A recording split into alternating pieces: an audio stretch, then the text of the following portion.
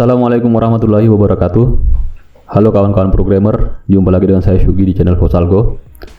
Kali ini kita akan melanjutkan pembahasan kita tentang algoritma sorting. Pada video kali ini kita akan membahas sorting menggunakan algoritma quicksort. Jadi algoritma quicksort ini adalah algoritma divide and conquer.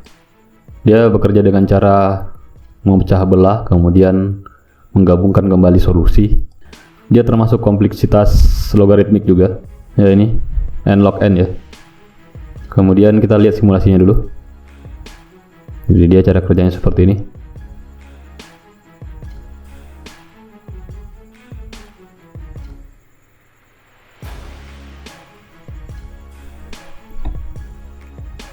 Oke, masih kurang terlihat. Kita bisa lihat di visualgo.n ya. Di sini kita bisa lihat cara pengurutan datanya. Misalnya ada data seperti ini. Kita coba urutkan dia pakai algoritma quicksort. Kemudian dia akan mengurutkan seperti ini ya. Jadi dia menggunakan teknik partisi. Jadi dia melakukan partisi, melakukan pembatasan high dan low. Kemudian dia punya semacam satu sel atau satu nilai yang dijadikan sebagai pivot, nilai acuan. Jadi dia akan melakukan partisi untuk membagi nilai. Di sebelah kirinya nilai pivot itu akan menjadi nilai yang lebih kecil daripada pivot. Kemudian nilai kanannya juga menjadi nilai yang lebih besar daripada pivot. Kemudian dari cara penentuan pivotnya juga ini bermacam-macam. Ada yang pakai elemen pertama sebagai pivot, kemudian ada juga elemen terakhir, kemudian ada juga yang ditentukan secara random. Untuk yang algoritma akan kita buat akan menggunakan penentuan pivot secara fix ya. Dia pakai elemen terakhir ya, elemen height-nya jadi pivot. Kita juga bisa lihat di sini algoritmanya di bukunya Thomas Chorman. Jadi di sini dia algoritma partisinya seperti ini. Jadi quicksort kemudian partisi. Jadi di quicksort yang dilakukan ini sedikit ya, simple. Pertama dia cara pemanggilannya quicksort adalah array, kemudian ini untuk low-nya, kemudian R-nya untuk height-nya. Jadi jika inputnya ini, jika parameter inputnya low dan height-nya ini, low-nya lebih kecil daripada height, maka pertama lakukan partisi dulu. Setelah itu panggil lagi secara rekursif metode quicksort-nya untuk batasan dari batas bawah dari low sampai titik ini namanya titik apa ini, indeks partisi dikurang 1. Kemudian yang kedua untuk indeks partisi ditambah 1 sampai di height-nya. Kemudian fungsi partisinya apa isinya? Jadi isi dari fungsi partisi adalah seperti ini. Dia melakukan pertama I sama dengan P kurang 1, low kurang 1 ya. Kemudian selama mulai dari kita melakukan looping dari J sama dengan P sampai R kurang 1. Jika AJ lebih kecil daripada X, daripada pivot maksudnya ya, maka lakukan pertukaran. Kemudian terakhir letakkan pivot pada posisinya. Kemudian lakukan increment terhadap I yang dijadikan sebagai nilai dari indeks partisi. Untuk lebih jelasnya kita langsung ke source code-nya. Source code kita ini untuk yang lalu ya. Kita sudah buat algoritma merge sort, kemudian ada merge-nya dengan fungsi merge-nya yang juga rekursif. Kali ini kita gunakan algoritma quicksort. Ini algoritmanya tadi. Hasil implementasi dari algoritma yang di sini. Ini if P lebih kecil R. Kemudian lakukan partisi, setelah itu panggil metode quicksort secara rekursif. Pada metode quicksort ini terdapat 3 parameter input, ada vektor, kemudian integer low dan integer height. Kemudian dia bertanya di sini, dia filter. Jika low lebih kecil daripada height, maka lakukan 3 hal ini. Pertama, lakukan partisi. Kemudian output dari metode partisi ini, output dari pemanggilan metode partisi adalah indeks partisinya.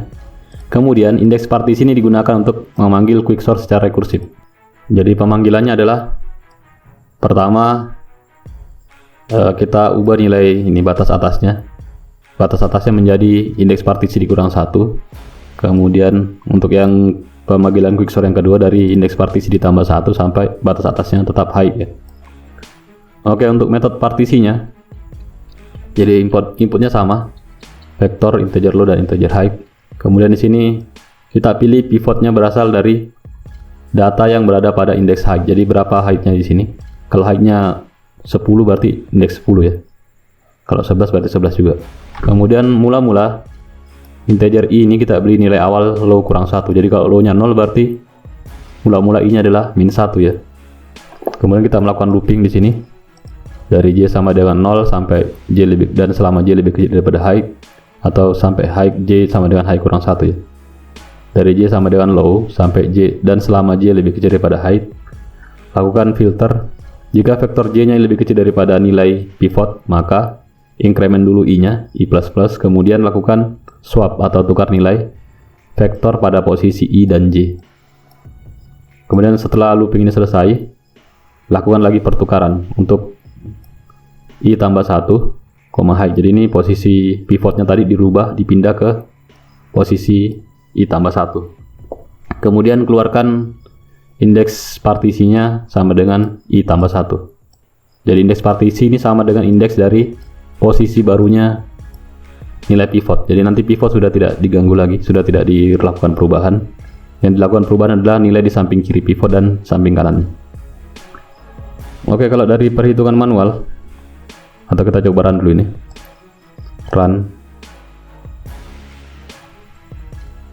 Hasilnya sama ya, ini sudah terurut ya, minus 1. Ini datanya. Dari data awal 42, 1, 43 dan seterusnya sampai 4 ini, dia berubah menjadi minus 1, 0, 1, 2, 3. Dari ini data original sebelum disorting, kemudian ini setelah disorting. Kemudian kita lihat perhitungan manualnya. Jadi gimana prosesnya sehingga data bisa terurut. Dari mula-mula inputnya adalah ini ya, 40, 42, 1, 43 dan seterusnya. Kemudian cara pemanggilannya agak beda. Jadi cara pemanggilan metodenya ini berbeda dengan yang kemarin. Jadi dia cara panggilnya, dia pakai 3 input ya. Jadi input pertama adalah datanya sendiri, kemudian ini batas bawahnya low-nya, ini batas atasnya. Kalau yang kemarin metode sorting yang lain, langsung saya datanya ya, dimasukkan di sini.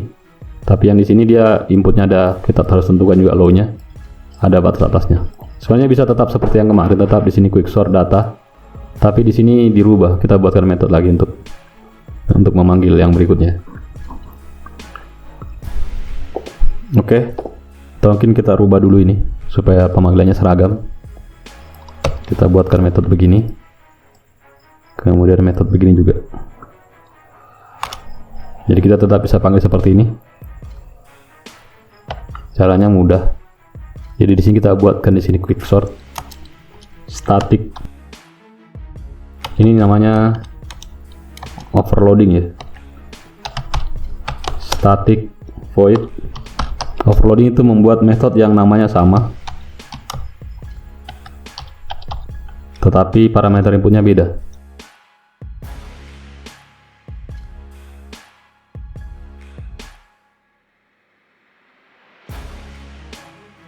Nah, jadi begini ya.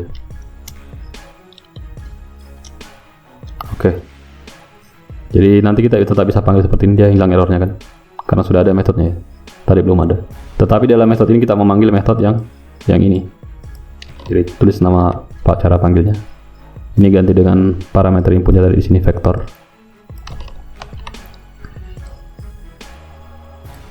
Kemudian di sini vektor kurang 1. Oke.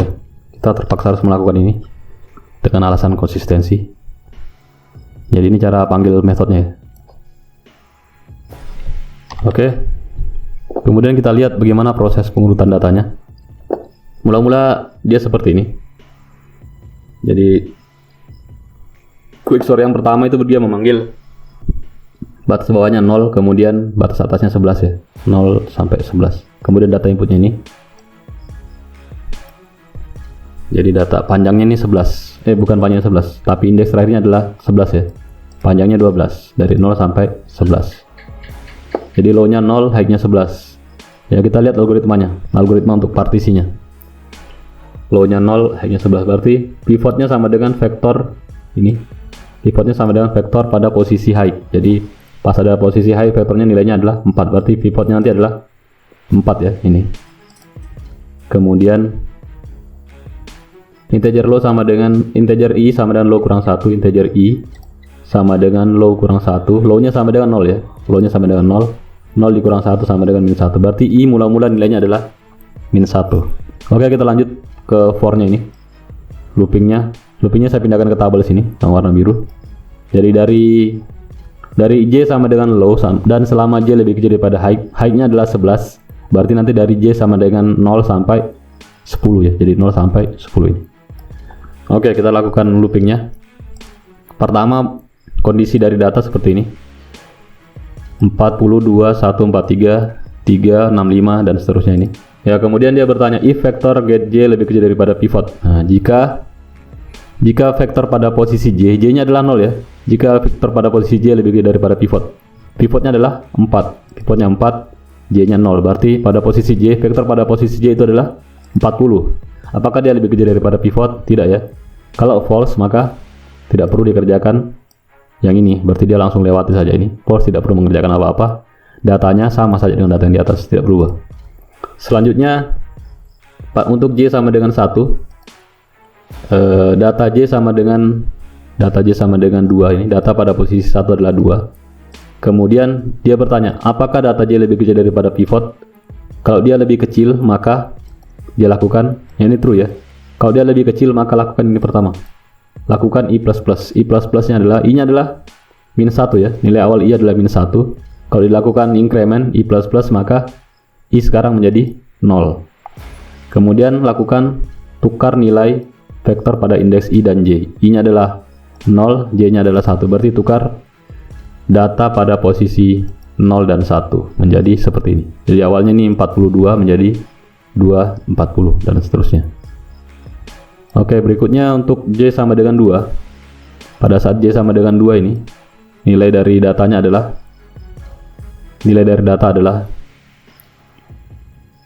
1 ya. Untuk J sama dengan 2 di sini. Nilai datanya adalah 1. Apakah dia lebih kecil daripada pivot? Pivotnya adalah 4. Lebih kecil daripada pivot, true ya. Karena true, maka lakukan lagi increment untuk I. I tadi nilainya sudah 0. Di increment dia menjadi 1.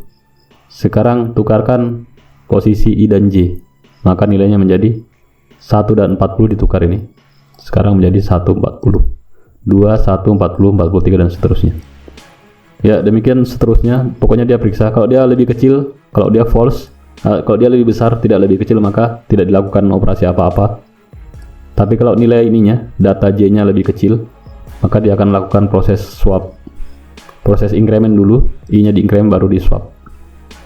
Kemudian kalau sudah selesai for-nya ini untuk yang biru, sudah sampai indeks ke 10, maka berikutnya dilakukan tukar vektor pada posisi I tambah 1, height. Jadi I-nya di sini berapa? I-nya adalah 5 ya. 5 ditambah 1 berarti 6, berarti tukar data pada posisi 6 dan height-nya adalah 11. Pada posisi 6 dan 11 seperti ini. Ini posisi 6, data pada indeks 6 dan ini data pada indeks 11. Jadi mula-mula dia nilainya 43 di sini, 4 di sini, dia tukar menjadi 4 di sini, 43 di sini. Kemudian ini nanti data yang terakhir ini akan dijadikan sebagai outputnya, output datanya di sini. Kemudian sebelum dia keluar dari method, dia lakukan increment dulu terhadap variabel I ini. Integer index sama dengan I plus 1. Kemudian indeks ini akan dijadikan sebagai indeks partisi untuk proses quicksort berikutnya. Jadi berikutnya nanti dia akan melakukan ini.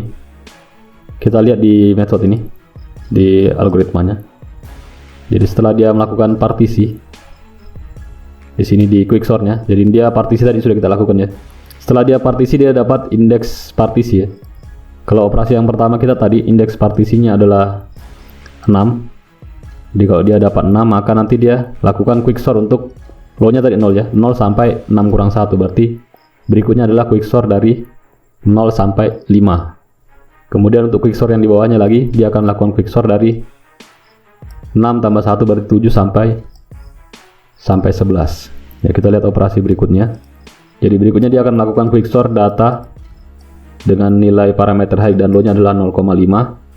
Sedangkan di sini quicksort berikutnya adalah 7 dan 11. Untuk yang di indeks 6 atau indeks 6 tadi adalah nilai pivot kita ya. Ini dianggap sudah fix, maka dia tidak diproses lagi.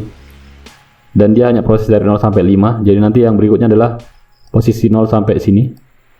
Kemudian untuk yang 0 sampai 5 ya. Kemudian dari 7 sampai 11 dia proses yang ini. Jadi yang 4 ini nilai pivot, yang sebelumnya sebagai nilai pivot ini dianggap sebagai nilai yang sudah fix. Seperti itu. Ya, berikutnya untuk 0,5 dia kerjakan lagi dengan cara yang sama seperti ini. 0,5, 0 sebagai low, kemudian high-nya 5 dan seterusnya dia kerjakan terus menerus. Kemudian dia dapat lagi indeks partisinya adalah 4 dan seterusnya. Begitu juga dengan 0,3 dia kerjakan juga lagi. Dan 5,5. Sampai kapan dia berhenti? Sampai kapan dia berhenti melakukan quicksort ini? Sampai ini ya. Dia akan berhenti melakukan quicksort jika nilai low-nya ini tidak lebih kecil daripada high. Kalau dia sama dengan, dia berhenti, atau dia lebih besar ya. Kalau low-nya lebih besar daripada high, dia akan berhenti. Atau kalau low-nya ini sama dengan high. Kapan dia berhenti melakukan quicksort atau kapan dia berhenti melakukan pemanggilan rekursif ini? Ketika nilainya ini sudah lebih kecil, nilai low-nya itu sudah lebih besar atau sama dengan high. Oke, coba kita lihat. Kalau kita mau lihat pohonnya, jadi sebenarnya kita bisa lihat pohonnya nih. Jadi kalau dilihat pohonnya dia seperti ini. Quicksort pertama adalah quicksort 0,11 ya. Jadi pada saat pemanggilan pertama metodenya nih, pemanggilan metode pencarian searching untuk sorting pertamanya, dia akan memanggil metode ini ya, 0,11, 0 sampai size vektor kurang 1. Size-nya adalah 12, 12 kurang 1 sampai dengan 11. Jadi dia melakukan pemanggilan dari vektor 0 sampai 11. Kemudian berikutnya dari 0,11 ini kita dapat indeks partisinya adalah 6. Ini didapat dari Excel tadi, kita bisa lihat dari proses partisi ya, bukan dari Excel.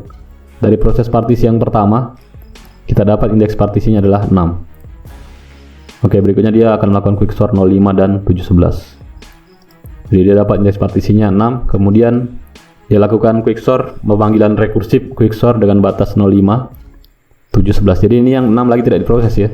Dia proses yang 0 sampai 5 dan 7 sampai 11 di sebelah kiri dan sebelah kanannya. Kemudian dia akan proses yang ini dulu, pertama yang sebelah kiri dulu. Ya, dia dari sini dia dapat indeks partisi 4 dan dia proses quicksort berikutnya adalah 03, kemudian 5 dan 5. Ya, untuk ini quicksort 5,5 karena low-nya sudah sama dengan high, maka dia tidak perlu melakukan partisi lagi dan proses quicksortnya berhenti sampai di sini. Yang ini karena low-nya masih lebih kecil daripada high, maka masih dia proses. Dia dapatkan di sini indeks partisi 0. Berikutnya dia dapatkan, karena indeks partisinya 0, maka yang sebelah kiri adalah 0 sampai minus 1 ya. Minus 1 ini didapat dari 0 dikurang 1. Kemudian yang satu ini, angka 1 yang ini di kanan ini didapat dari 0 ditambah 1 ya. Jadi ini diproses 0 sampai minus 1. Kemudian yang ini quicksortnya dari 1 sampai 3. Karena ini lagi-lagi low-nya masih sudah lebih besar daripada high, maka dia berhenti sampai di sini. Sedangkan yang ini karena low-nya masih lebih kecil, maka masih diproses. Dia perluas lagi nih. Dia lakukan lagi partisi dan didapatkan indeks partisi sama dengan 3. Kemudian dia lakukan pemanggilan rekursif lagi quicksort. Kenapa di sini batasnya 2? Karena itu didapat dari indeks partisi dikurang 1 ya. Kenapa di sini 4? Karena yang sebelah kanan didapat dari indeks partisi ditambah 1. Ini dapat dari rumus yang ini. Indeks partisi dikurang 1 untuk yang sebelah kiri. Kemudian yang di sebelah kanan indeks partisi ditambah 1 sampai high.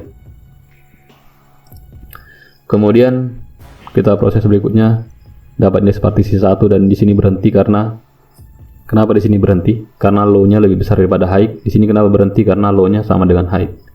Dia hanya proses kalau yang sebelah kiri ini nilainya lebih kecil daripada yang sebelah kanan di sini ya. Kemudian karena di sini sudah berhenti, kita kembali ke atas, di sini juga sudah berhenti. Tidak bisa lagi. Kita kembali kemari, di sini belum berhenti, di sini masih bisa diproses. Kita jabarkan lagi. Kita dapat indeks partisi sama dengan 9, kemudian proses 7 sampai 8. Di sini diproses 10 sampai 11.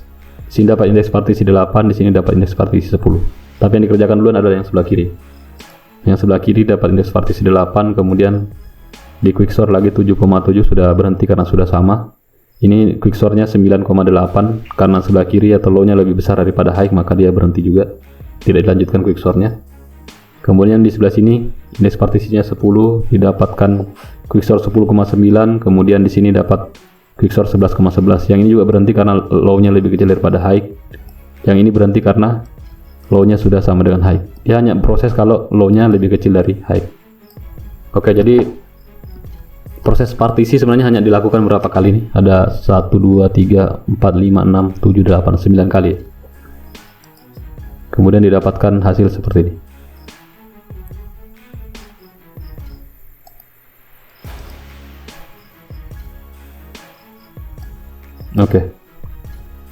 Oke, baik. Saya kira untuk video tutorial tentang sorting menggunakan quicksort akan saya akhiri sampai sini. Jadi kalau secara kode ini cuma sedikit kodenya. Kodenya sederhana, tapi prosesnya cukup rumit karena ini melibatkan pemanggilan fungsi secara rekursif. Oke, untuk source code-nya akan saya bagikan melalui GitHub ya. Terima kasih. Wassalamualaikum warahmatullahi wabarakatuh.